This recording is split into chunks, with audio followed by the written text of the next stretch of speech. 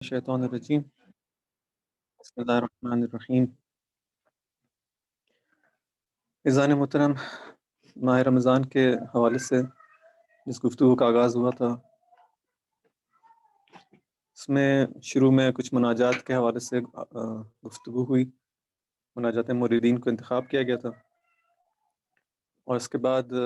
اسی ماہ مبارک کی مناسبت سے ذکر الہی جو اس کی ایک اہم مناسبت ہے کہ خدا کو یاد کرنا، اور ادھر جو ضیافت ہے اور مہمانی ہے جس میں خدا نے ہمیں بلایا ہے،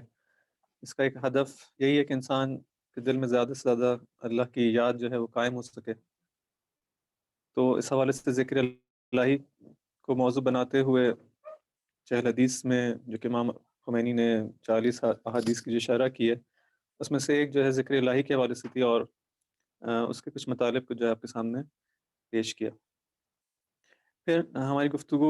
ذکر عملی کے حوالے سے ہوئی، اور یہ بات سامنے آئی کہ ذکر کے اس کے جو آخری تقریباً جو کل کی گفتگو تھی اس کا جو اختتام تھا تقریباً یہاں پر ہوا تھا کہ جو ذکر ہیں اس کے مختلف مراتب ہیں، ذکر لسانی بھی ہوتا ہے، ذکر قلبی بھی ہوتا ہے، اور اصل جو ذکر ہے وہی ذکر قلبی ہے کہ انسان کا دل متوجہ ہو، اور جس کو یاد کر رہا ہے بلاخر انسان اپنے دل کے اندر اس سے غافل نہ ہو۔ اللہ اگر انسان کا دل متوجہ نہ ہو تو ذکر اور یاد جو ہے وہ معنی اور مفہوم پیدا نہیں کرے گی، فقط انسان کی زبان ہوگی کہ جو ہل رہی ہوگی اور جنبش میں ہوگی اور حرکت میں ہوگی، لیکن اس کا دل متوجہ نہیں ہوگا۔ اور ایک چیز جو شاید کل مجھے بیان ہونا رہ گئی تھی کہ ایک اور مرحلہ اس کا ذکر عملی ہے، یا شاید بات ہوئی بھی تھی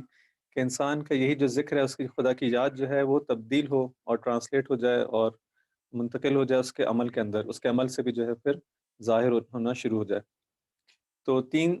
سٹیپس ہیں۔ ایک ذکر لسانی ہے کہ انسان اپنے لسان کے ذریعے سے، زبان کے ذریعے سے مختلف جو اذکار ہیں اس کو بیان پڑھتا ہے اور اس کو ورد کرتا ہے، اور جو بہت زیادہ رائج ترین ذکر جو ہمارے درمیان ہے وہ یہی اسی قسم کا ذکر ہے کہ ہم تسبیحات پڑھتے ہیں، نماز پڑھتے ہیں، قرآن پڑھتے ہیں، یہ تمام چیزوں کی تلاوت کرتے ہیں۔ یہ وہ واضح ترین جو طریقہ ہے ذکر الہی کا، یہ طریقہ ہے۔ اور جو ایک اور جو اہم ترین جو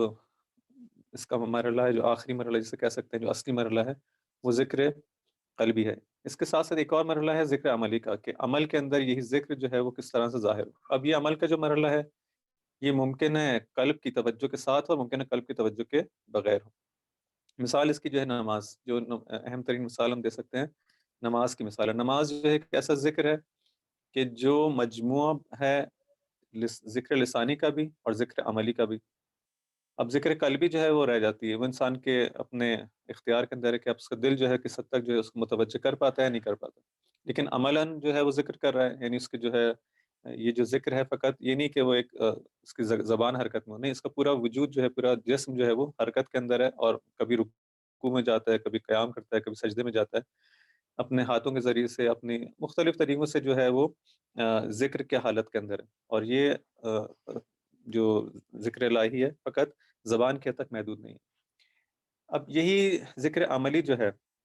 اسی نماز کے اندر اگر انسان توجہ کرتا ہے تو تینوں مرحلے اسی نماز کے اندر جو ہے جمع ہو جائیں گے، لسانی بھی، عملی بھی اور قلبی بھی۔ انسان پوری طرح سے جو وہ ذاکر بن سکتا ہے، اور ذکر خدا کا یہ ایک اہم ترین مصداق ہے، اور سب سے شاید بہترین مصداق جو ہے یہی نماز ہے کہ یعنی جس کے اندر سجدہ بھی موجود ہے، رکوع بھی موجود ہے، قنوت، تمام وہ حالات ہیں جو خدا کو بہت زیادہ پسند ہے، اور جو عبودیت کی بہت زیادہ واضح طریقے سے جسے کہتے ہیں سمبلز ہیں۔ اور انسان جب سجدے کی حالت میں ہوتا ہے تو وہ حالت ہے کہ جسے کہتے ہیں عبودیت کی اعلیٰ ترین حالت جو ہے، مثلا خدا کو نزدیک ترین اگر کوئی بندہ جو اپنے خدا سے نزدیک ہونا چاہے تو وہ جو حالت ہے اس کی جسم کی جو حالت ہے، وہ جو سجدے کی حالت ہے، وہ ایسی حالت ہے جس میں بندہ اپنے خدا سے جو ہے وہ نزدیک ترین حالت میں ہوتا ہے، خدا کو بہت زیادہ پسند ہے حالت۔ تو یہ تمام، یہ نماز کے اندر تمام چیزیں جمع ہو جاتی ہیں ایک جگہ پہ، اور ایک ایسا ذکر الہی کا جو ہے وہ ایک چیز، ایک پیکر قرار پاتا ہے کہ جس کے اندر یہ تمام چیزوں کو جمع کر دیا گیا۔ اب یہاں پہ ایک یہ ذکر عملی کے حوالے سے کچھ یعنی اصل جو توجہ کرنے کی ضرورت ہے وہ یہی ہے کہ انسان اس ذکر الہی کو اپنی زندگی سے جدا نہ سمجھے۔ شاید اس کی طرف جو کل کچھ اشارہ ہوا تھا کہ یہی ہمارے جو ذکر ہے اور یہ تمام باتیں جو ہم لوگ کر رہے ہیں، یہ ایسا نہیں ہے کہ ماہ رمضان آئے تو ہم کہیں کہ ہاں اب جو ہے ہم کو درس میں جانا ہے، مجالس میں جانا ہے اور ان محافل کے اندر یہ گفتگو ہو، اور انہی محافل اور مجالس کے جو ہے وہ انہی دروس کا جو ہے موضوع سخن قرار پائے، اور یہ جب یہ ختم ہو جائے تو ہماری ان ان تمام چیزیں بھی ختم ہو جائیں. نہیں، بلکہ یہ ذکر الہی، یہ مناجات ہی ہماری اسی زندگی کا حصہ ہونا چاہیے، کہ جو ہم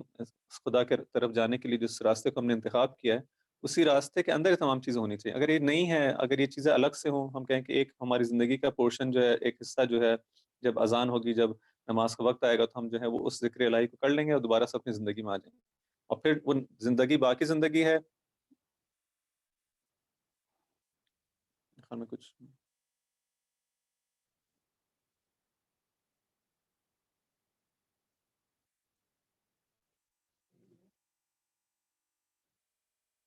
آواز آ رہی ہے آپ لوگ؟ جی جی آ بالکل رہی آ ہے. رہی ہے، جی آ رہی ہے. تو جی ہاں آ رہی ایسا ہے. نہیں ہونا چاہیے کہ جو یہ چیزیں جو ہیں، جو ذکر الہی جو ہے وہ زندگی کے ایک خاص حصے کے اندر قرار پا جائے اور باقی زندگی جو ہے اس سے الگ ہو اور اس ذکر سے کوئی تعلق نہ ہو، بلکہ یہی زندگی جو ہے، اس کی ایک مین اسٹریم میں زندگی جو چل رہی ہے، وہی مجموعہ ہو ذکر کا، یعنی میری پوری زندگی جو ہے ذکر الہی ہو. کسی کو جو ہے اقام نماز جو کہا جاتا ہے، کہ نماز کو جو ہے قائم کرنے کا کہا گیا ہے، وہ اسی طرف اشارہ کرتا ہے. لیکن اس میں چاہوں گا کہ بجائے اس کے کہ میں اس مطلب کو بیان کروں، پہلے تھوڑا آپ لوگوں سے جو ہے وہ ہیلپ لینا چاہ رہا تھا، کہ آپ لوگ اس بارے میں جو ہے وہ کیا اس پوائنٹ کو سمجھے ہیں یا نہیں سمجھیں، تھوڑا سا تاکہ مجھے بھی اندازہ ہو جائے کہ جو گفتگو ہو رہی ہے اس میں کتنا زیادہ لوگ شریک ہیں اور ان مطالب کو جو ہے وہ سمجھ پا رہے ہیں. تو اگر آپ لوگوں کو زحمت نہ ہو تو اس حوالے سے کوئی مثالیں ذکر عملی کی، کہ ہم لوگ کس طرح سے اپنی زندگی کے اندر عملی طور پر ذکر کرتے ہیں. اگر کوئی مثال کے ذریعے سے یہاں پہ مجھے مختلف پارٹیسپینٹ نظر آ رہے ہیں، اگر اس کو بیان کر سکیں تو پھر میں بھی انشاءاللہ اس میں اپنا انپٹ دوں گا. لیکن اگر آپ لوگ بھی جو ہے وہ کچھ بیان کر سکیں تو اگر کوئی وائس کے ذریعے نہیں بیان کرنا چاہ رہا تو اپنے اس میں چیٹ کے ذریعے سے بھی جو ہے وہ بیان کر سکتے ہیں.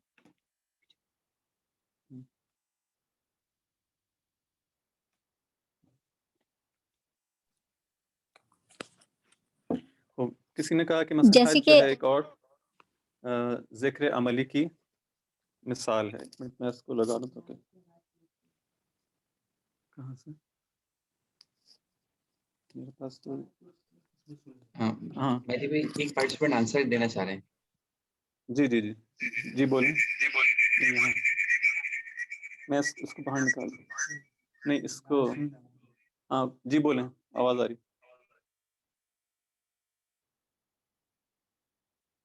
جی فرمائیے. جی کوئی خواہر بات کری تھی. جی آپ نے بتایا نا کہ ذکر 3 طرح کا ہوتا ہے بردر، لسانی، قلبی اور عملی.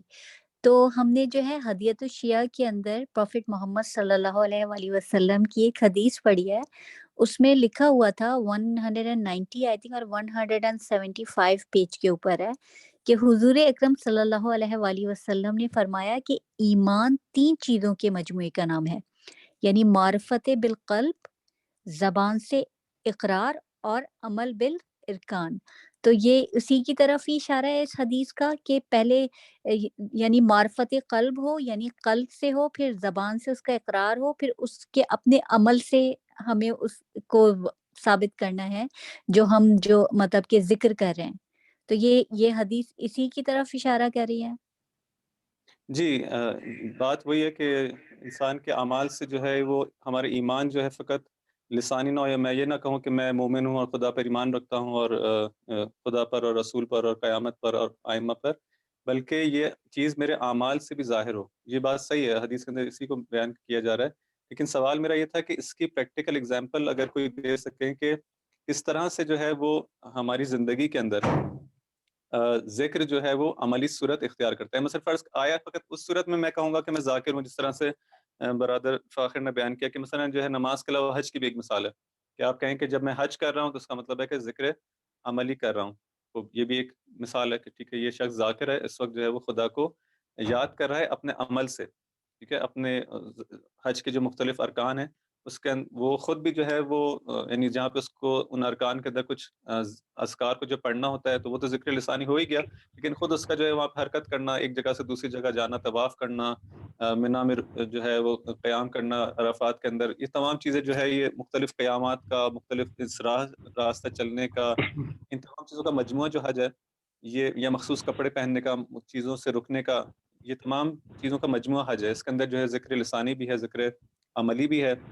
اور اگر انسان متوجہ ہو سکے اور اپنے قلب کو بھی متوجہ کر لے تو یہ ذکر قلبی بھی ہے. تو جس طرح سے نماز کے اندر اسی طرح سے جو ہے وہ حج کے اندر بھی. ہماری عام زندگی کے اندر، جیسے میں وہ مثالیں چاہ رہا تھا کہ یہ تو وہ مثالیں ہیں کہ جو عبادات کی مثالیں ہیں. آپ کہیں مثلا روزہ جو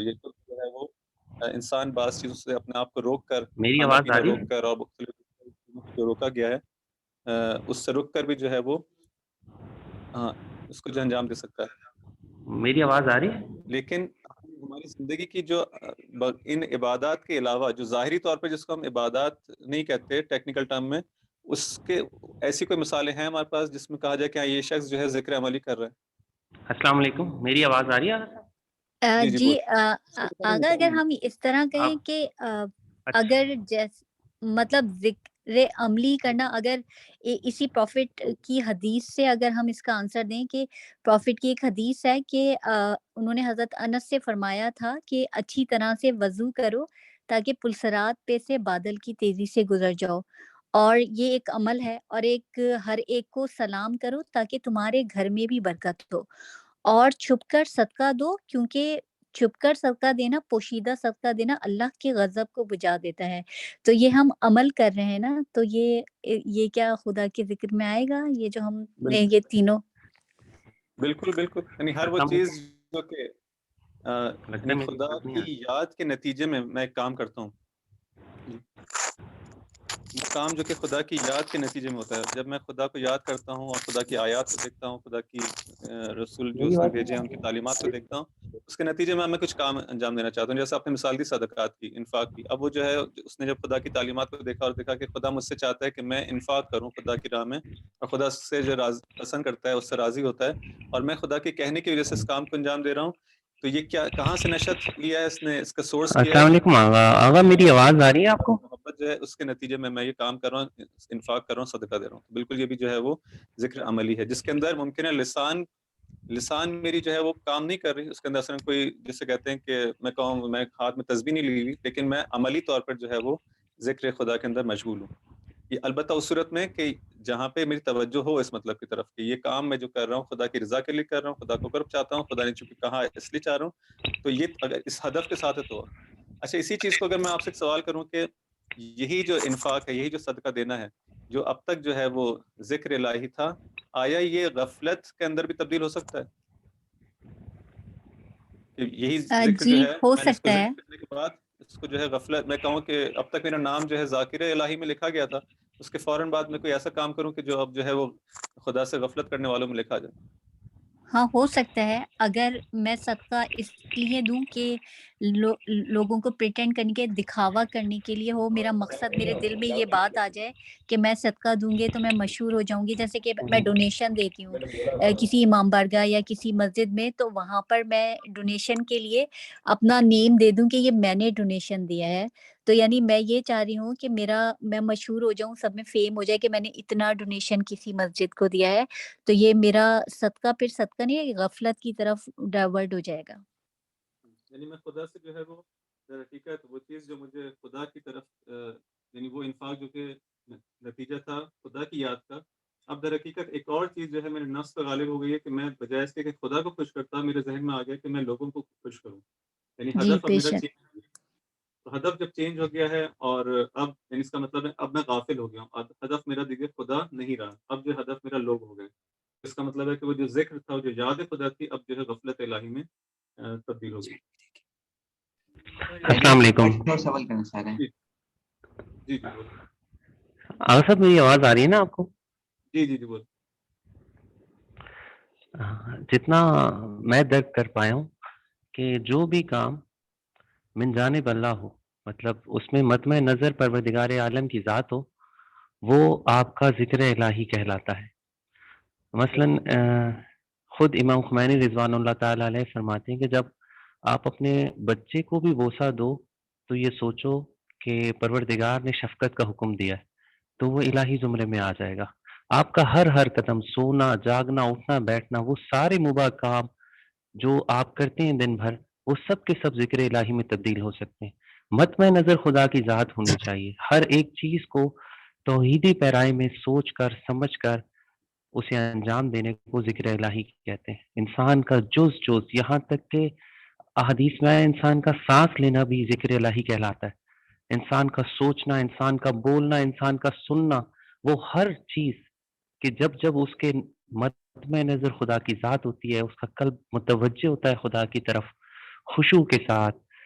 فرما برداری کے ساتھ، خالص ہونے کے ساتھ، 100% پیور عمل کرنے کے ساتھ، اس نیت کے ساتھ، اس ارادے کے ساتھ، وہ الہی عمل کہلاتا ہے، وہ الہی اقدام کہلاتا ہے. اور وہ بہت بڑی بڑی عبادتوں سے جو خدا سے غافل ہو کر کی جاتی ہیں، چاہے وہ حج اکبر ہی کیوں نہ ہو، وہ اس کا سانس لینا اس سے افضل ہوتا ہے. بالکل صحیح بات. تو صحیح ہے، یہی چیزیں جو ہے یعنی میں ہدف یہ تھا کہ متوجہ کروں اس چیز کو آپ لوگوں کے ذہن میں اچھی طرح سے بیٹھ جائے کہ معلوم ہے کہ آپ لوگ ان چیزوں کو جانتے ہیں، فقط میں اپنی تسلی کے لیے کہ دیکھنا چاہ رہا تھا کہ جو چیزیں ہیں آج صحیح منتقل ہو رہی ہیں کہ نہیں ہو رہی. مثلاً جو ہے وہ ایک فرض کریں ایک لڑکی ہے، وہ یونیورسٹی جاتی ہے حجاب کر کے، کیا یہ ذکر الہی ہے یا نہیں؟ بالکل ایک جو ہے اگر اس انٹینشن کے ساتھ ہو کہ وہ اس چیز کو مد نظر رکھتے ہوئے کہ حکم الہی ہے، اور خاص طور پہ ایک ایسے ماحول کے اندر جہاں پہ جب فرض کریں کہ سبھی جو ہے وہ محجبہ لڑکیاں ہیں، سب نے حجاب کیا ہوا ہے، تو ممکن ہے شاید غافل ہو وہ لڑکی جو ہے حجاب کر کے جا رہی ہے، وہ غافل ہو. اور یعنی غافل سے مراد اس معنی میں کہ اس توجہ نہیں ہے اس کی کہ میں یہ جو کام کر رہی ہوں یہ کوئی ذکر الہی بھی ہو سکتا ہے. لیکن اگر ایک ایسے ماحول کے اندر انسان حجاب کرتے ہوئے جاتے ہیں جہاں پہ سب لوگ جو ہیں وہ کوئی اس چیز کو جو ہے نہ فقط اس کو انجام نہیں دے رہے بلکہ انجام دینے والے کو جو ہے وہ مذاق بھی اڑایا جاتا ہے اس کا وہاں پہ اس ماحول کے اندر، تو وہاں پر بھی اگر کوئی شخص جو ہے کام کرتا ہے اور اس حجاب کو، تو اس کا فقط اس چادر کو اوڑھ کے وہاں پہ اس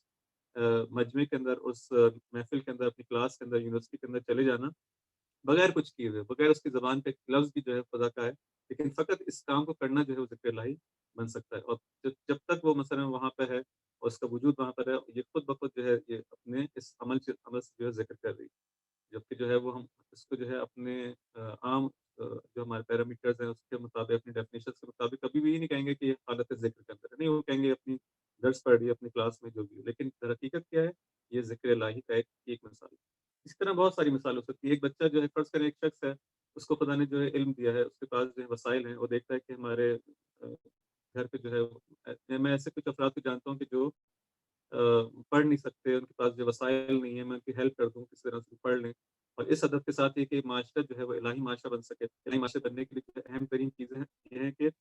اس میں رہنے والے لوگ جو ہیں وہ علم کے زیور سے جو ہے آراستہ ہوں. تو اگر میں کسی کو اس نیت سے جو ہے وہ پڑھا دوں یا کسی کو ہیلپ کر دوں یا خود پڑھا دوں، تو یہ خود بھی کیا ہے، ذکر الہی ہے. یہ تمام چیزیں جو ہیں، یا کسی کے جو ہے فقر کو جو ہے میں دور کر سکوں، کسی کی مشکل کو جو ہے وہ دور کر سکوں، جو آپ نے کسی اور نے انفاق کا ذکر کیا، تو یہ بھی جو ہے وہ اسی طرح سے اگر کسی پہ ظلم ہو رہا ہے اور میں اس کے خلاف جو ہے ہونے والے ظلم کے خلاف آواز بلند کرتا ہوں. مثلا فرض کریں ابھی کچھ عرصے بعد جو ہے وہ ہمارے پاس یوم القدس کا جو ہے ایونٹ آنے والا ہے،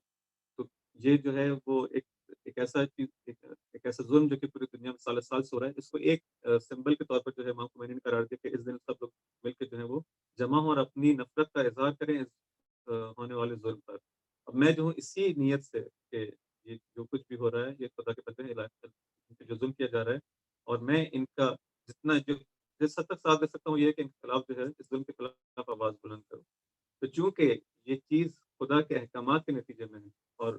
تو یہ خود بخود جو ہے ذکر الہی ہے، یہ عبادت ہے. یہ فقط ایک سیاسی جلسہ نہیں ہے کہ لوگ جو ہے کہ نہیں، ہماری ذمہ داری ہے، ہمارا وظیفہ ہے، یہ بھی جو ہے ذکر الہی بن جاتا ہے. بس معاشرے کے اندر سے ظلم کے خاتمے کے لیے جو بھی آپ کام کر سکتے ہیں، مطلب ظلم کی چھوٹی چھوٹی مثالیں ہمارے معاشرے کے اندر، ہمارے اپنے گھروں کے اندر جو ہے پائی جاتی ہیں. ہم سے جو چھوٹے افراد ہیں، بڑے جو ہے اپنے بچوں کے ساتھ ممکن ہے کوئی ظلم کریں، بچے اپنے والدین کے ساتھ ظلم کر سکتے ہیں، یا جو ہے ہمارے گھر میں جو لوگ کام کرنے کے لیے آتے ہیں ان سے ہم لوگ پوری طرح سے پیچھا کے ان سے ظلم کر سکتے ہیں. اداروں کے اندر جو ہے، جو آفیسز کے اندر ظلم ہو سکتا ہے. بڑے پیمانے پہ جائیں تو ملک کے اندر جو ہے حکمران جو ہے اپنے عوام کے ساتھ جو ہے ظلم کر سکتے ہیں، یا عوام بھی جو ہے وہ حکمرانوں پر ظلم کر سکتے ہیں کہ اگر واقعی بعض دفعہ جو ہے حکمران صحیح اسٹیپ لینا چاہیں اور معاشرے کی مصلحت کے اندر اسٹیپ لینا چاہیں، لیکن وہ معاشرہ جو ہے وہ اس کے ساتھ حکمران کے ساتھ جو ہے چلنے کو تیار نہ ہو، اس عادل حکمران کے ساتھ چلنے کو تیار نہ ہو، جیسا کہ امام علیہ السلام کے زمانے میں ہم دیکھتے ہیں۔ تو یہاں پر جو ہے ظلم جو ہے وہ عوام کی طرف سے، اس معاشرے کی طرف سے حاکم کے اوپر ہو رہا ہے، وہاں پہ جو ہے حاکم جو ہے وہ مظلوم قرار پا رہا ہے۔ تو یہ معاشرے سے ظلم کو دور کرنے کے لیے جو اسٹیپس لی جاتے ہیں، یہ سب ذکر الہی بن سکتا ہے، جہالت کو برطرف کرنے کے لیے، بیماریوں کو جو ہے، جسمانی بیماریوں کو، روحانی بیماریوں کو، مطلب جسمانی بیماریوں کو دور کرنے کے لیے کہ معاشرہ جو ہے، میں صحت مند معاشرے کی تشکیل چاہتا ہوں کہ جہاں پہ لوگوں کے جسم سالم ہوں گے تو وہ انسان جو ہے وہ خدا کی طرف بھی جو ہے وہ رغبت پیدا کر سکے گا، اس کی طرف حرکت کر سکے گا۔ جس کے جسم سالم نہ ہو، اس کی روح بھی جو ہے وہ اس طرح سے عبادت نہیں کر سکتی، ایکٹیو نہیں ہو سکتی، تمام ان کا امور کو جو انجام نہیں دے سکتی۔ بس اس نیت سے جو ہے اور اس ہدف کے ساتھ کہ میں ان بندگان خدا کی صحت کے لیے کچھ کام کر سکوں، ان کی بیماریوں کو دفع کر سکوں، رفع کر سکوں، تو یہ خود بھی جو ہے ایک ذکر الہی کا ایک عملی نمونہ بن سکتا ہے۔ تو پر یہ تمام چیزیں، اس کا مطلب ہے کہ ہماری زندگی جو ہے ایسا نہیں ہے کہ اس کے اندر ذکر ایک الگ گوشے کے اندر ہو اور ہماری زندگیاں جو ہے وہ الگ چل رہی، نہیں، ہماری یہی زندگی کا اسی زندگی کو اسی طرح سے گزارنا، خدا کی یاد میں جو ہے وہ لسانی ذکر کے ساتھ ساتھ میرا دل بھی جو ہے وہ حاضر ہو اور میرا عمل سے بھی یہ چیز ظاہر ہو کہ میں جو کام کر رہا ہوں اس لیے کر رہا ہوں کہ خدا اس سے راضی ہے، اور اس خدا تو یہ خود بخود یہ پوری زندگی جو ہے میری ذکر الہی کا ایک عملی نمونہ بن جائے گی ہر حالت کے اندر، تمام ان تینوں کیٹیگریز کے اندر، اور یہ شخص جو ہے وہ ذاکر بن جائے گا حقیقی معنوں میں۔ اس کو واقعاً اگر شخص اس کو پریکٹس کر سکے اور اس طرف توجہ دے سکے تو واقعاً اس نے جو ہے بہت بڑا جو اسٹیپ اٹھایا ہے اور راستے کے اندر، اور بہت سے کہہ سکتے ہیں کامیابی کی طرف سے جو ہے وہ یہ سفر کی طرف جو ہے روا دوا ہے انسان۔ لیکن ساتھ ساتھ انسان کو اس طرف بھی توجہ دینی چاہیے کہ ذکر کے ساتھ ساتھ جو ہمیشہ وہ چیز جو کہ اس کے لیے خطرے کا باعث ہو سکتی ہے، وہ فوراً کیا ہے، وہ شیطان جو انسان کو غافل کرنے کے لیے جو عرب استعمال کرتا ہے کہ میں نے کام ممکن ہے ذکر الہی کے تحت جو اسٹارٹ کیا ہو، اور یا مثلا جو ہے نماز پڑھنا ہے، روزہ رکھنا ہے، یا باقی عبادات یا باقی تمام عملی نمونے جو بیان ہوئے، اس کا آغاز تو جو ہے اچھا تھا، لیکن بعد میں جو ہے کچھ اور چیزیں جو ہے وہ غالب آ جائیں۔ بعد میں جو ہے جب میں نے کام سٹارٹ کرنا شروع کیا، اس وقت میں واقعی خدا کے لیے کرنا چاہ رہا تھا، لیکن جو ہے دو لوگوں نے تعریف کر دی، اب میرا جو دل جو تھا وہ بجائے اس کے کہ وہاں پہ باقی رہتا، وہ تھوڑا سا جو ہے ڈگمگانے لگا، اور اب میرے لیے لوگوں کی توجہ بھی جو ہے وہ اہم ہو گئی۔ یا جب نماز پڑھنے کے لیے جب میں کھڑا ہوا یا کسی عمل کسی نیک کام کو انجام دینا میں نے شروع کیا، تو اس وقت میں نے خدا کے لیے کرنا شروع کیا، لیکن بعد میں جو ہے اندر ایک احساس ہوا کہ جیسے میں اپنے آپ سے اپنے عمل کو پسند کرنا، جس حالت عجب کہتے ہیں کہ انسان اپنے عمل سے خوش ہو جائے کہ میں نے واقعی کیا زبردست کام انجام دیا، یہ جو خوشی انسان کو جو حاصل ہو جاتی ہے، اور اس کے اندر انسان جو آہستہ آہستہ تکبر کی طرف اور غرور کی طرف چلا جاتا ہے، اپنے اس خدا کو بھول جاتا ہے کہ سب کچھ جو ہے توفیق خدا کی طرف سے تھی، اور اگر میں اپنے بلبوتے پہ یہ تمام کام نہیں کر سکتا ہے، توفیقات الہی ہوں تو میں کر سکتا ہوں، اور اسی لیے انسان کو کبھی کبھی خدا اس توفیق کو سلب کر کے انسان کو جو جگانا چاہتا ہے، ایک دن اس کی نماز قضا ہو جاتی ہے، ایک دن اس کے جو ہے وہ تاکہ جو ہے وہ ذرا جاگے اور یہ سمجھے کہ تم کچھ بھی نہیں ہو اگر خدا کی توفیقات تمہارے شامل حال نہ ہوں۔ تو اگر تم جو دیکھ رہے ہو کہ میں تو نماز شب کے لیے اٹھ رہا ہوں، اور جو تمہارے جو ساتھی جو کمرے میں ہے، ہاسٹل میں لوگ جو ہیں وہ زندگی گزار رہے ہیں، اور وہ جو ہے وہ نماز شب کے لیے اٹھ رہا ہے، اس کا ساتھی نہیں اٹھ رہا، اور اس کے ذہن میں فوراً یہ خیال آ جائے کہ میں اس سے بہتر ہوں، بس یہی اس کا خیال آنا جو اس کی تمام عبادت کی جو اجر اس کو جو ہے وہ خراب کر سکتا ہے، اس کو جو ہے برباد کر سکتا ہے۔ یہ فیصلہ کرنا کہ میں اس سے بہتر ہوں، یا یہ ہمارا کام نہیں، ہمارا کام ہے خدا کی انسان کی عبادت کرے بغیر اس ان تمام چیزوں کو مد نظر رکھتے ہوئے۔ تو جہاں پر ذکر کی طرف توجہ ضروری ہے، اسی طرح سے ان تمام امور کی جانب انسان کو بہت زیادہ جسے کہتے ہیں سے چوکنا رہنا چاہیے کہ شیطان ان چیزوں کے جو ہم حاصل کرتے ہیں وہ ضائع نہ کر دے۔ ماہ رمضان کے دنوں میں انسان جو کوشش کرتا ہے، دعائیں کرتا ہے، قرآن کی تلاوت کرتا ہے، ایسا نہ ہو کہ ہم ایک طرف سے کام کرتے رہیں لیکن ایک طرف سے جو ہے وہ اس کا اجر جو ہے وہ ضائع کرتے چلے جائیں۔ مثلا آپ نے صدقات دیے، اس ماہ رمضان کے اندر لوگ زیادہ صدقات دیتے ہیں، لوگ جو ہے لیکن فوراً جو ہے ذرا سی کسی بھی غصہ آ جائے، فرض کریں جس شخص کو آپ نے صدقہ دیا ہے، جس شخص کو آپ نے جو ہیلپ کی ہے، اس نے آپ سے جو ہے بدتمیزی کر دی، اب آپ فوراً جو ہے اس کو جتا دیں کہ تم تو وہ کہ میں نے تم کو جو ہے اس طرح سے ہیلپ کی تھی، آج تم ہی جو ہے مجھ سے بدتمیزی کر، فوراً جیسے ہی آپ نے جتا دیا، جیسے ہی آپ نے یہ چیز احسان کو جتا، تمام جو ہے وہ اجر اس کا جو ہے وہ بالکل زیرو ہو گیا، ختم ہو گیا، بلکہ ممکن ہے الٹا نیگیٹو میں چلا جائے اور گناہ بھی جو انسان کے سر پہ آ جائے۔ تو انسان اس بارے میں بہت زیادہ خیال رکھے کہ اس نے کام کیا تو خدا کے لیے کیا تھا. اب چاہے فرض کریں ایک انسان ہے جو کسی شخص نے جو کسی کی ہیلپ کی, ایک بچہ تھا اس کو جو ہے پڑھایا لکھایا, بڑا ہو کے ڈاکٹر بن گیا, اس کسی بڑی پوسٹ پہ پہنچ گیا, کسی ادارے کے اندر کسی آفس کے اندر کسی اچھی پوسٹ پہ پہنچ گیا. اب اسی شخص کو جس نے اس کو اس حد تک جو ہے یہاں تک لے کر آیا تو اس کو کام پڑ گیا, اس ادارے میں گیا, اس آفس میں گیا, اور اس نے چاہا کہ جو ہے میں نے تو یہ تو میرے سے بہت تعلقات ہیں اور یہ بچہ تو میں نے ہی جو ہے بڑا کیا ہے, اور اگر میں چاہوں گا تو جیسے جو میں کہوں گا غلط تو صحیح ہو, میری بات مانے گا اور وہ کر دے گا کام. آپ اس کے پاس جاتے ہیں, وہ منع کر دیتا ہے, کہتا ہے یہ قانون کے خلاف ہے, اور آپ وہیں پہ جو اس کو کہتے ہیں کہ تم کیسے جو ہے وہ تم نے اس طرح سے کیا, میں نے تمہارے لیے یہ کیا, میں نے تمہارے لیے وہ کیا. تو جیسے انسان جو ہے یہ ہوتا ہے ہمارے معاشرے کے اندر, ذرا سا کچھ کام کرتے ہیں کسی لیے اور جو ہے وہ فوراً جو ہے ذرا سا ہماری خلاف یعنی ہماری طبیعت کے خلاف ہو جائے تو ہم احسان جتاتے ہیں کہ جو ہے یہ ہم نے. تو ان چیزوں سے انسان جو ہے اپنی نیکیوں کو جو ہے وہ ضائع نہ کرے, اس جانب توجہ کی بہت زیادہ ضرورت ہے. یہاں پر جو ہے میرے خیال میں ذکر کے حوالے سے یہیں پہ گفتگو کو روکتے ہوئے جو ہے اگلا جو ہمارا ٹاپک ہے ماہ رمضان کے حوالے سے, جس کا ارادہ ہے کہ تفسیر کچھ بیان کی جائے, اور اس تفسیر کے حوالے سے دوبارہ سے ایک مقدمہ چونکہ قرآن ہے تو تلاوت قرآن کے حوالے سے بھی کچھ عرائض آپ کی خدمت میں پیش کرنے کی بات ہوئی تھی. اس حوالے سے بھی دوبارہ اگر چہل حدیث جو امام خمینی علیہ الرحمہ کی جو کتاب ہے, اس کے اندر ایک حدیث ہے کہ جو آپ نقل کرتے ہیں جس میں وصیتیں ہیں جو رسول اللہ صلی اللہ علیہ وآلہ وسلم امام علی علیہ السلام کو, امیر المومنین علیہ السلام کو کچھ وصیتیں کرتے ہیں. ان میں سے ایک وصیت یہ ہے کہ جو قرآن کے بارے میں ہے. اس وصیت کے ذمے جہاں پہ قرآن کی بات آتی ہے وہاں پہ امام خمینی پہ قرآن کی تلاوت کے حوالے سے, قرآن کی تلاوت اور اس میں تفکر و تدبر کے حوالے سے پھر یہاں پہ کچھ اپنے عرائض پیش کرتے ہیں. کچھ البتہ اپنے عرائض سے مراد ہے کہ کچھ احادیث کو لے کر آتے ہیں قرآن کی آیت کے ضمن میں, پھر اپنی کچھ تفسیر یا کچھ شرح بیان فرماتے ہیں. تو اس کو یہاں پہ اس سے پہلے کہ ہم تفسیر سورۃ التغابن کے اندر وارد ہوں, انشاءاللہ ایک مقدمے کے طور پہ کہ خود تلاوت قرآن کس طرح سے کی جائے اور کیا حق ہے جو قرآن کا ہم پر ہے, کچھ مطالب یہاں بیان کرنا مقصود ہے. یہاں پہ امام خمینی اس کتاب کے اندر جب اس گفتگو کو شروع کرتے ہیں تو سب سے پہلے فضیلت تلاوت قرآن کے حوالے سے کچھ مطالب ہیں کہ جو بیان فرماتے ہیں. ایک حدیث ہے جو کہ امام جعفر صادق علیہ السلام سے اصول کافی کے اندر نقل کرتے ہیں کہ قرآن خدا کی طرف سے لوگوں پر, بندگان خدا کی طرف جو ہے ایک عہد ہے, یعنی ایک طرح سے ان کے لیے وصیت ہے, ان کے لیے ایڈوائس ہے, احکام ہے, عہد و پیمان ہے, جو بھی آپ اس کا ترجمہ کرنا چاہیں. القرآن عہد اللہ الی خلقہ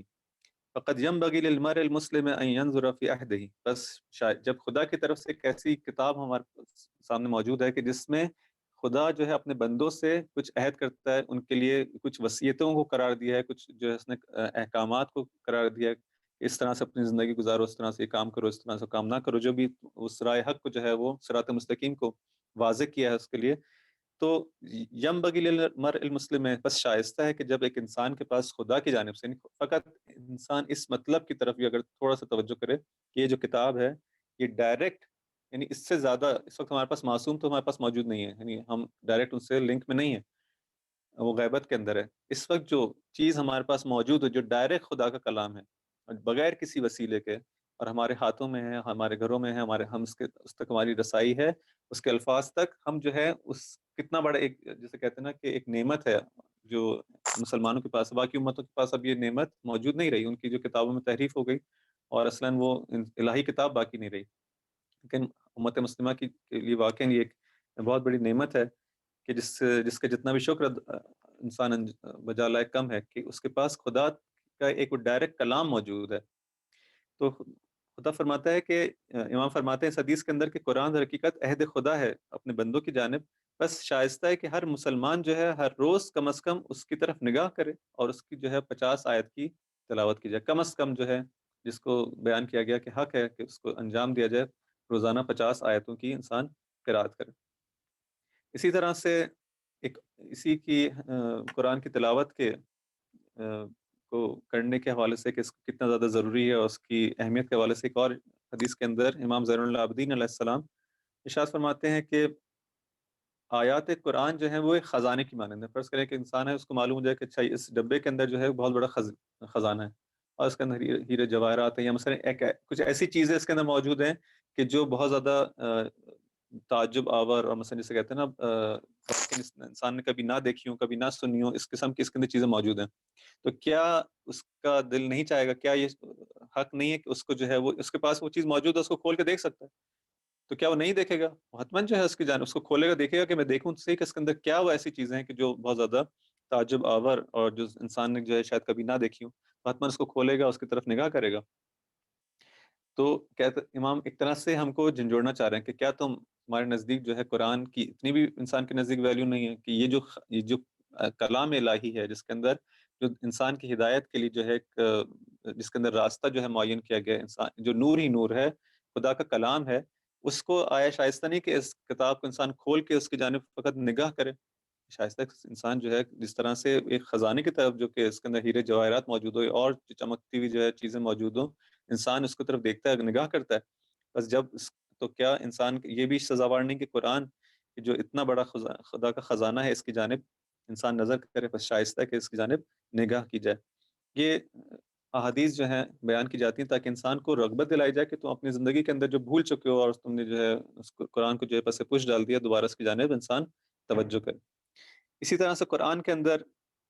جو ہم کو ملتا ہے افلا یتدبرون القرآن ام علی قلوب اقفالها، کیا تم قرآن کے اندر، اب یہ تو فقط اس کی نگاہ کرنے کے تو جو ہے حدیث کے اندر بیان ہوا یا قرآن کی آیت کی ظاہری جو الفاظ کی تلاوت کی حد تک، اب اس سے ایک سٹیپ آگے بڑھتا ہے، قرآن کے اندر بیان ہوتا ہے کہ ٹھیک ہے تم تلاوت کرتے ہو پڑھتے ہو قرآن کو، لیکن کیا یہ کافی ہے؟ نہیں، کافی نہیں ہے۔ یہ اس قرآن کو ہم نے اس لیے فقط نازل نہیں کیا کہ اس کو جو ہے فقط دیکھ لیا جائے یا اس کی جو ہے وہ آیات کی جو ہے وہ تلاوت کر لی جائے زبانی، بلکہ افلت یتدبرون القرآن، تم کیوں قرآن کے اندر تدبر نہیں کرتے، غور و فکر نہیں کرتے؟ کیا تمہارے دلوں پر تالے لگے ہوئے ہیں؟ یعنی ایک مذمتی بیان اور اس انسان کو جھنجھوڑنا کہ کیا ہو گیا تمہیں؟ اگر تم اس میں کام نہیں کرتے اس کا مطلب یہ کہ تمہارے دلوں پر جو ہے وہ تالے پڑے ہوئے ہیں۔ وَإِلَّا اگر انسان اس حالت میں نہ ہو تو کیسے ہو سکتا ہے کہ خدا کے کلام کے اندر انسان اس کو سمجھنا نہ چاہے، اس کو اس پہ غور و فکر نہ کرنا چاہے، اس کے لیے اپنے درس نہ لینا چاہے، اس سے اپنے لیے ہدایت کو حاصل نہ کرنا چاہے؟ اسی طرح امام علیہ السلام فرماتے ہیں کہ اس قرات کے اندر جس کے اندر تفکر نہ ہو کوئی خیر نہیں ہے، پھر اس کے اندر جو فائدہ حاصل ہونا چاہیے تھا، جو نتیجہ حاصل ہونا چاہیے تھا اس کے اندر، یعنی وہ جو اس کا مطلوب ہے، اب آپ کہیں کہ مثلا اس کی جو آپ ظاہری تلاوت کریں گے تو ثواب مل جائے گا، ٹھیک ہے، لیکن قرآن کو خدا نے ثواب حاصل کرنے کے لیے نہیں نازل کیا ہے۔ ثواب اس کا جسے کہہ سکتے ہیں کہ اس کا ایک ایڈیشنل فائدہ ہے کہ جو خدا تفضلاً اور جو ہے لطف اور اس کا فضل و کرم ہے کہ ہم کو ثواب بھی دے دیتا ہے۔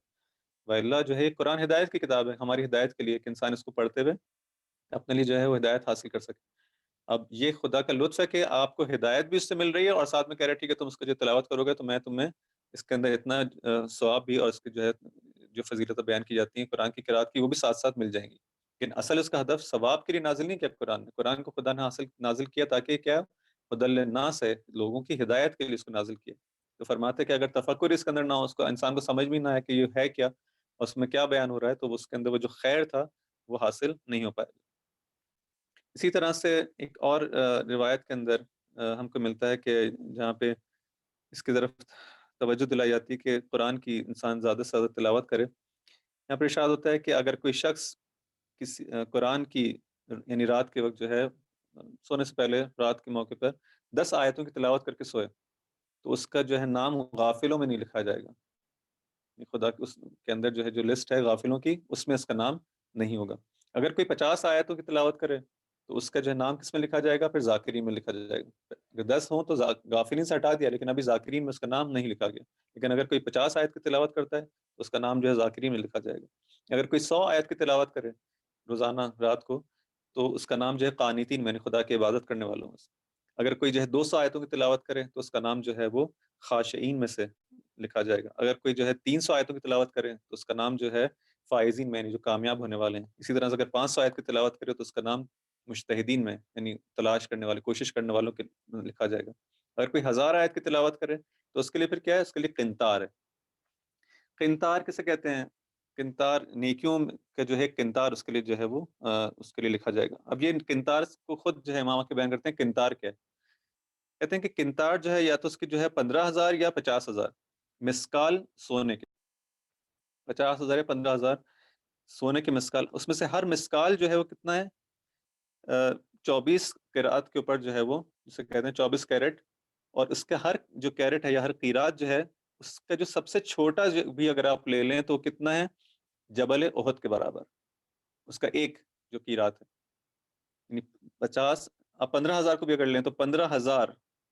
मिसकाल जहब, उस हर मिसकाल के मिसकाल सोना यानी, और हर मिसकाल जो है उसके अंदर 24 किरात, और हर किरात के अंदर जो छोटा सा भी अगर आप लें असगरुहा को ले लें तो वो जो है एक जबल ओहद के बराबर है। उसका जो सबसे बड़ा वाला जो है वो माबैन ज़मीन और आसमान, यानी इस ज़मीन और आसमान के दरमियान जितना भी आप जो कुछ भी आता है, ये पूरा क्या बनता है उसका एक कीरात। अब इसको इंसान, यानी हम लोग जो है इसको तसव्वुर भी करना चाहें तो हमारे तसव्वुर से ये बाहर हो जाएगा कि क्या अजर है जो इस इंसान को जो है वो दिया जाएगा कि जो इंसान अगर हर रात जो है वो 1000 आयत की जो है तिलावत करता है। तो ये कुरान की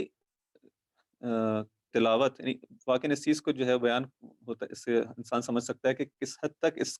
कुरान की जो अहमियत है कि वाकई जो कलाम इलाही हमारे हाथों के अंदर, और इससे इंसान जो है उस गफलत ना बढ़ते बल्कि इसकी तरफ तवज्जो दे। खुदा का मुस्तकिल एक हब्ल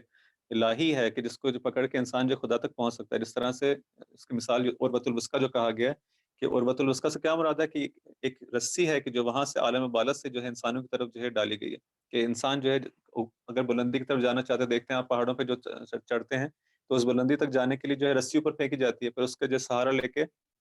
इंसान ऊपर की तरफ जाता है। तो ये इसी तरह से इंसान अगर बुलंदी की तरफ जाना चाहता है, औज की तरफ जाना चाहता है, कमालात की तरफ जाना चाहता है, तो ये हब्ल इलाही है, ये खुदा की वो मजबूत रस्सी है कि इंसान इसको जो है वो पकड़ कर, इसका जो है वो सहारा लेकर, इसको थाम कर उन बुलंदियों को तय कर सकता है।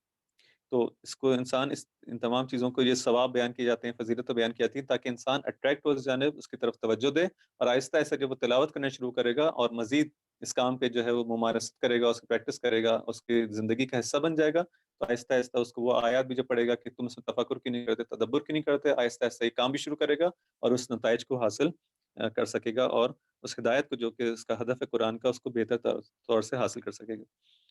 तो इसके बाद जो है इमाम ख़ुमैनी अपनी इस किताब के अंदर फरमाते हैं कि ये जो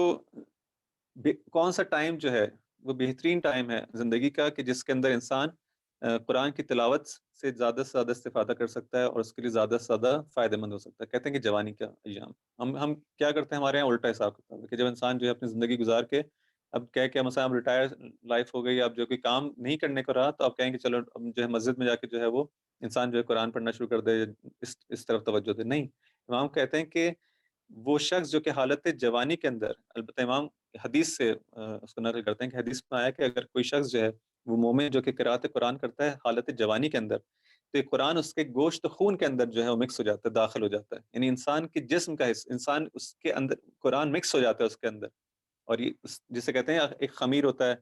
जब इंसान जो है उस जिससे रोटियां बनाई जाती हैं, जो खमीर है, जो आटा है, उसको जब गूंदा जाता है उसके अंदर आप मुख्तलिफ चीज़ों को जो है मिक्स कर देते हैं और एक मिक्स होके वो उस हालत के अंदर जा जाता है। अब ये पूरा एक चीज़ बन जाती है। इसी तरह से कुरान जो है फरमाते हैं कि इंसान के गोश्त खून के, अगर इंसान जवानी की हालत उस अय्याम से ही अपनी आदत बना ले कि कुरान की ज़्यादा से ज़्यादा तिलावत करे और उस पर गौर व फ़िक्र करे, तो इंसान के गोश्त खून में दाखिल हो जाता है, और खुदा उसको अपनी पनाह में, जिस दिन कोई पनाह नहीं होगी कुरान की, इसको ये शख्स जो है उसको कुरान उसकी पनाहगाह जो है करार पाएगा, कुरान की पनाह में होगा ये शख्स। तो क़यामत के दिन जो है वो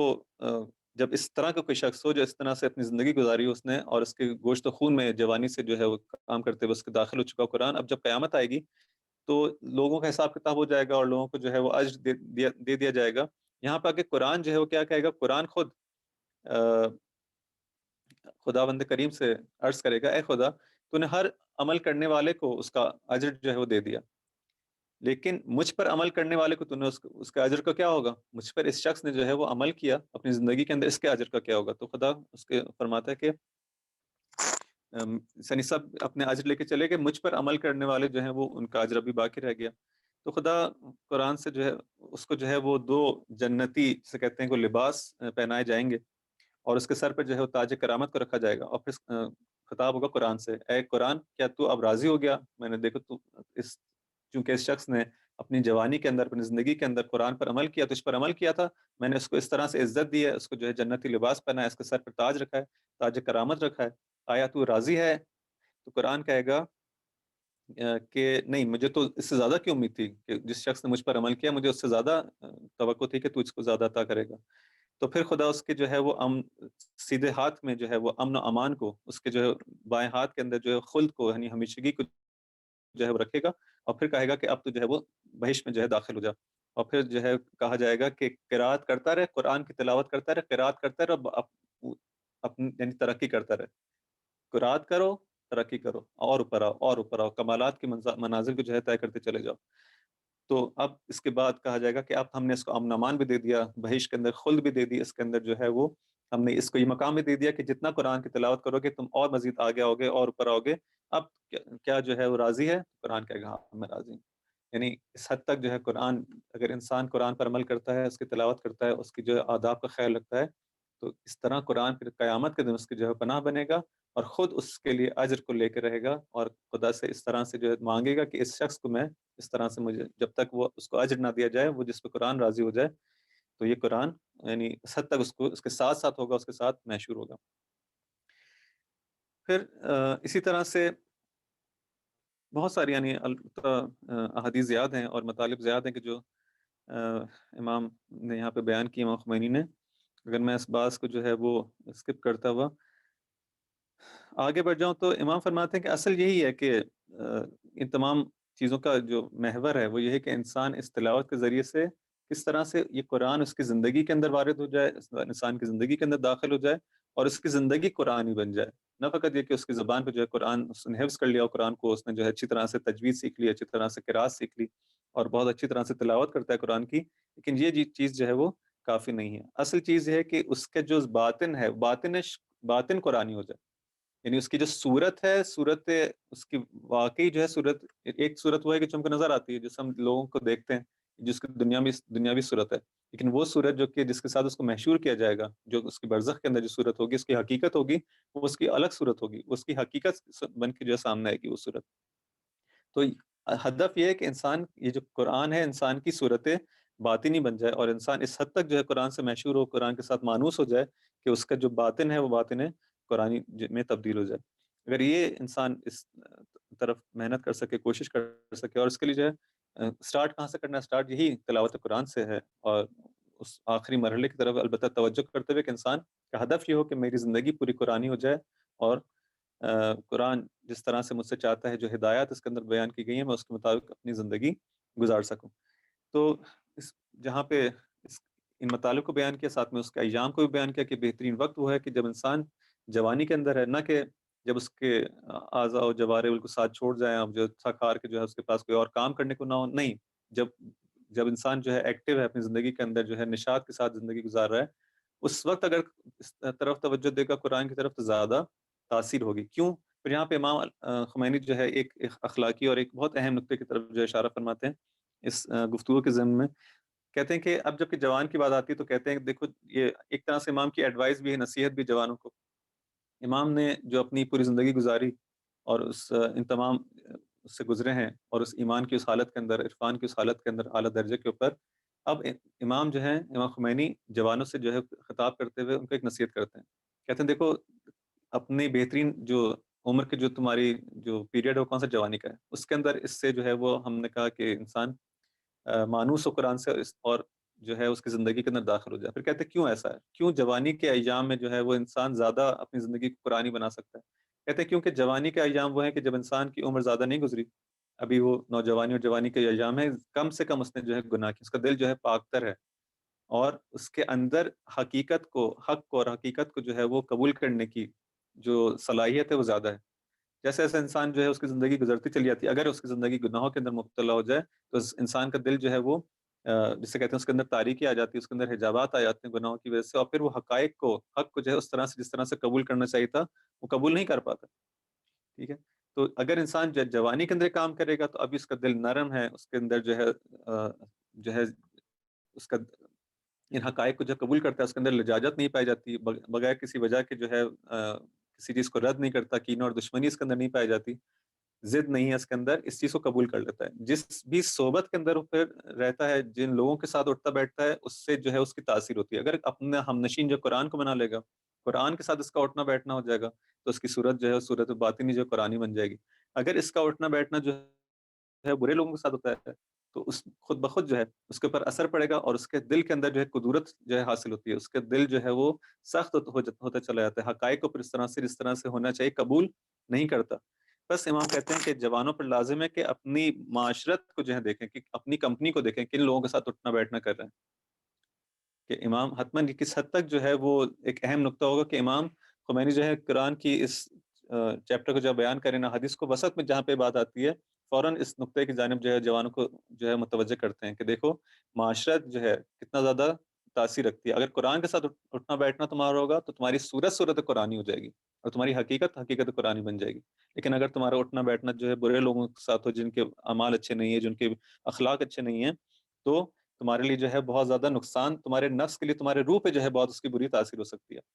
اور انسان کو اس کا احساس نہیں ہوتا۔ یہ ایسی چیز نہیں کہ انسان کے جسم کے اندر جو ہے فرض کریں کوئی دانہ نکل آ رہا ہے کہ انسان کو ہاں یہاں پہ جو ہے وہ نقصان ہو رہا ہے میرے، یا اس کے اسکن کے اوپر کوئی ایسا داغ پڑتا چلا جا رہا ہے کہ کہوں کہ میرا اس کے ساتھ اٹھنے بیٹھنے سے جو ہے میرے یہاں پہ جو ہے میرا رنگ کالا ہوتا چلا جا رہا ہے، یا مجھے جو ہے یوں ہوتا نہیں، ایسی کوئی چیز تو اس کے بظاہر اس کی زندگی میں سب کچھ وہ کیا کہ نارمل ہے، کچھ فرق نہیں پڑ رہا، اس کو احساس بھی نہیں ہوگا کہ جس طرح سے پہلے اس کا دل لگتا تھا عبادت کے اندر، اب ان صحبتوں کی وجہ سے اس کا دل نہیں لگتا، اب اس کا دل جو ہے دنیا کی طرف مائل ہوتا چلا جا رہا ہے۔ جس صحبت میں بیٹھتا ہے ان کے اندر اٹھنا بیٹھنا اور ان کا ہم و غم جو ہے ایسے لوگوں کے ساتھ جب ہوگا کہ جن کا ہم و غم دنیا ہے، اور ان کے لیے دنیا کی جو مختلف لذتیں ہیں اس کا حصول ہے، تو خود بخود اس کا دل بھی دنیا کی جانب جو ہے راغب ہو جائے گا، اور اس کا جو ہم و غم بھی، اس کا ہدف بھی کیا ہے وہی بنتا چلے گا۔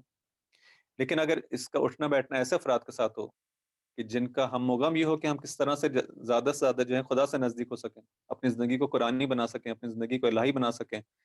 اور تو اس شخص کی جو زندگی کے اندر بھی آثار آنا ظاہر ہو جائیں گے۔ پھر امام ایک اور نقطے کی جانب توجہ دلاتے ہیں کہ دیکھو انسان جوانوں سے خطاب کرتے ہوئے کہتے ہیں کہ کبھی بھی اپنے آپ پہ اطمینان نہیں کرنا، اعتماد نہیں کرنا کہ نہیں ہم تو جو ہے الحمدللہ جو ہے ایک ایسے مسلمان گھرانے میں پیدا ہوئے ہیں اور با ایمان گھرانے میں پیدا ہوئے ہیں، اور ہمیں جو ہے کوئی فرق نہیں پڑتا، اور ان دوستوں کی جو ہے وہ دوستیاں اور جو ہے برے لوگوں کی ہمیں کوئی اثر نہیں پہنچائے گی، ہمارے ایمان محفوظ رہے گا، ہماری یونیورسٹی کا ماحول ہم پہ اثر نہیں کرے گا، ہمارے آفس کا ماحول ہم پہ اثر نہیں کرے گا، کو ایجوکیشن ہو نہ ہو ہم کو اس سے فرق نہیں پڑتا، ہم بہت جو ہے وہ نہیں کہتے۔ امام کہتے ہیں کہ کبھی بھی اپنے آپ پر انسان اطمینان نہ کرے، اپنے آپ پہ جو ہے اس غرور کے اندر مبتلا نہ ہو کہ میں تو بہت ہی میرا ایمان جو ہے مضبوط ہے۔ نہیں، انسان جو ہے وہ جیسے ہر انسان جو ہے خطرے کے اندر ہے، ہر انسان کے جو شیطان جو اس نے کمین کی بھی ہے، اور جو ہے وہ دیکھتا ہے کہ جہاں پہ اس کو جو موقع ملتا ہے، جہاں فرصت ملتی ہے، ہمیشہ جو ہے وہ حملہ کرتا ہے، اور اس انسان کے ایمان کو اور اس کے عمل کو جو تباہ کرنے کی کوشش کرتا ہے، اس کا کام ہی ہے۔ تو انسان کبھی بھی ان چیزوں سے مطمئن نہ ہو کہ مجھے ان چیزوں سے فرق نہیں پڑتا، نہیں، حتماً فرق پڑتا ہے، بس انسان کوشش کرے کہ وہ جو راستے ہیں شیطان کے وارد ہونے کے، جس میں سے بہترین طریقہ انہی بری صحبتوں کا کے ذریعے سے ایک انسان بہت آسانی سے اس طریقے سے اٹیک ہو سکتا ہے۔ اگر آپ دیکھیں کسی دشمن کو حملہ کرنا ہو، کسی جہاں پہ حملہ کیا جائے تو وہاں پہ اپنے افراد کو جو ہے وہ جاسوس کے طور پر یا اس طرح سے چھوڑا جاتا ہے کہ جو وہاں پہ جا کے نفوذ کرتے ہیں دشمن کی فوج کے اندر، اور پھر وہاں سے لا کے ان کو خبریں دیتے ہیں کہ ہاں یہاں پہ اس کا ویک پوائنٹ ہے، اور یہاں سے حملہ کیا جا سکتا ہے، اور اس طرح سے حملہ کیا جا سکتا ہے، اور ان کی تو دشمن شیطان بھی اسی طرح سے جو ہے اس کے لیے بہت آسان ہو جاتا ہے کہ اگر اس کے ایسے افراد جو جس کی صحبت میں بیٹھ رہا ہے، جن کی کمپنی میں بیٹھ رہا ہے، اگر ان کا ایمان خراب ہے، وہ جو ہے وہ ضعیف الایمان ہے یا برے اخلاق کے حامل ہیں، تو اس طریقے سے وارد ہوتا ہے اور وہاں سے حملہ ور ہوتا ہے انسان کے ایمان اور اس کے اعمال کے اوپر۔ تو ضروری ہے کہ انسان اپنی کمپنی کو، اپنی صحبت پہ خاص توجہ دے۔ اس کے بعد جو ہے وہ آداب قرات ہے کہ اس کو پھر میں یہیں پہ روکتا ہوں کہ وقت کافی ہو گیا۔ انشاءاللہ کل تھوڑا سا آداب قرآن قرات کے حوالے سے بھی، چونکہ ماہ رمضان ہے اور اس میں لوگوں کی کوشش ہوتی ہے، اور الحمدللہ اچھی ایک سنت ہے کہ اس میں قرآن کی زیادہ سے زیادہ تلاوت کی جاتی ہے، تو کچھ آداب قرات کے حوالے سے بھی اس حدیث کے اندر جو توضیح ہے، اس میں امام خمینی نے کچھ روایت کو بیان کیا ہے جو کہ بہت یعنی واقعاً پڑھنے کے اور اس میں غور کے حوالے سے اور کچھ اور نکات ہیں، تو انشاءاللہ اس کو کل جو ہے کنٹینیو کریں گے۔ اگر کوئی سوال ہے تو آپ کی خدمت میں۔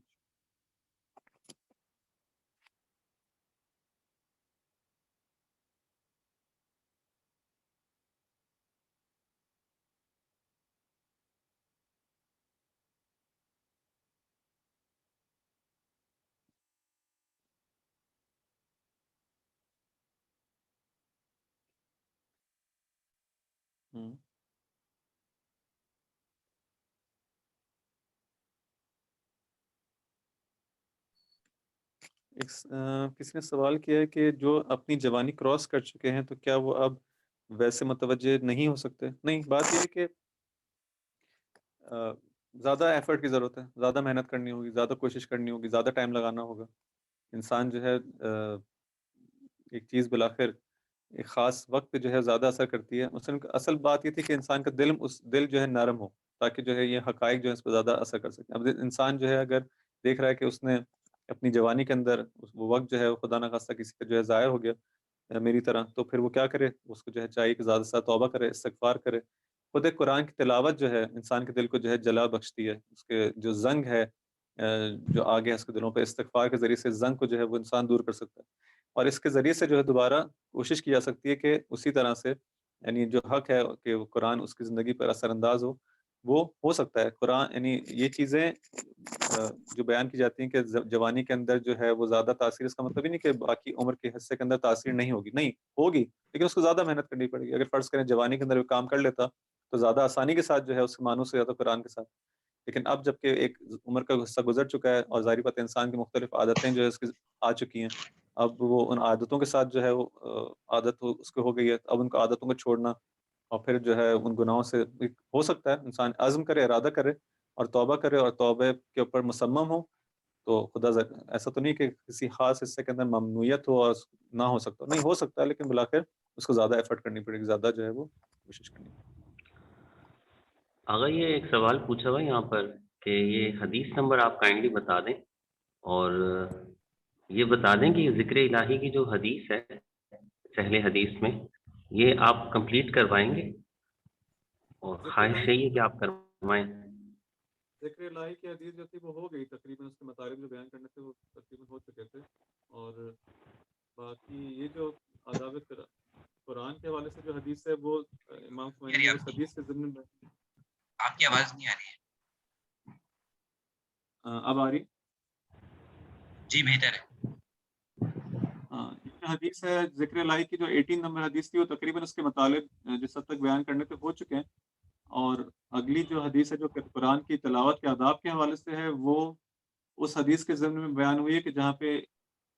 رسول خدا کی جو وصیت ہے امیر المومنین کو، اس حدیث کے اندر ایک نقطہ جو ہے قرأت قرآن کے حوالے سے تھا، وہاں پہ امام خمینی نے ان تمام مطالب کی توضیح دی۔